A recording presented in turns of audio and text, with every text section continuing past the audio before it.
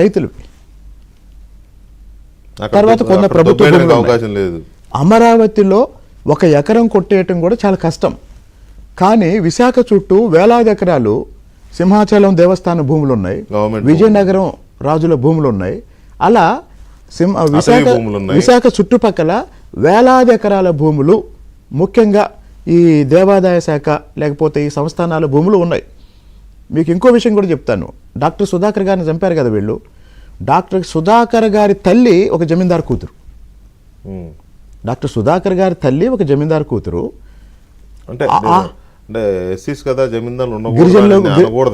గిరిజనుల్లో ఆమె ఇప్పుడు వీళ్ళు చెత్తుచల విజయరామరాజు రాజులే కదా, కొండరాజులే అంటారు. అట్టగా వీళ్ళు కూడా అంత స్థితిమంతులు. సుధాకర్ గారి తల్లి ఒక జమీందారు, ఒక సంస్థానాధీశుడు కూతురు. అంత స్థితిమంతులు, సంస్థానాధీశుడు కూతురు. అదే అంటున్నా, స్థితిమంతులు. మంచి విశాఖపట్నం నగరంలో 100 ఎకరాలు వాళ్ళ భూములు ఉన్నాయి. 100 ఎకరాలు. సుధాకర్ గారి ఆస్తి విలువ 50-60 వేల కోట్లు.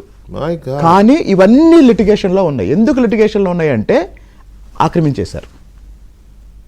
ఎంత దారుణంగా చనిపోయాడండి ఆయన. చంపింది మామూలు ఏదో మాస్క్ అడిగాడని కాదండి, ల్యాండ్ బిహైండ్. ఎందుకు అంటే ఒకడే వారసుడు.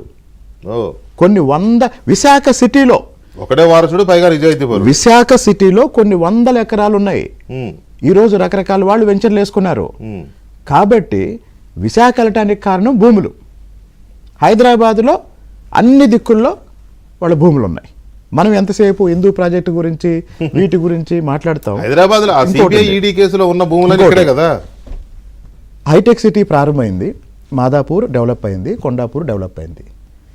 ఈ ఫస్ట్ ఫేజ్ డెవలప్మెంట్లో అప్పుడు తెలుగుదేశం పార్టీ అధికారంలో ఉన్నప్పుడు కొంతమంది తెలుగుదేశం పార్టీ మద్దతుదారులు కానీ అభిమానులు కానీ ఈ ప్రాంతంలో కొన్ని పెట్టుబడులు పెట్టొచ్చు.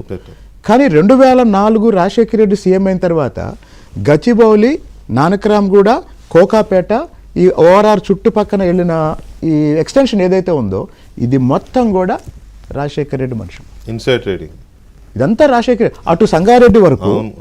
అంటే మొదటి దశలో జరిగింది మాదాపూర్లో కొద్దిగా, కొండాపూర్లో కొద్దిగా, గచ్చిబౌలి ఎంటర్ అయింది.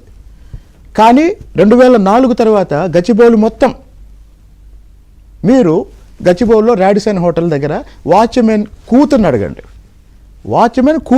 ఈ బిల్డింగ్ ఎవరిది అని.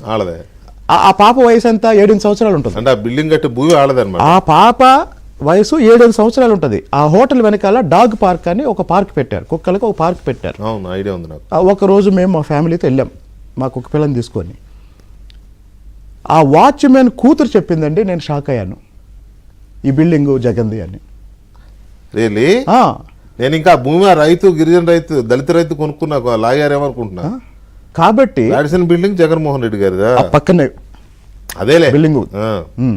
అక్కడ డాగ్ పార్క్ ఉంది, పార్క్ వెనకాల ఉన్న బిల్డింగ్. కాబట్టి నేను చెప్పేది ఏంటంటే మాదాపూర్ వరకే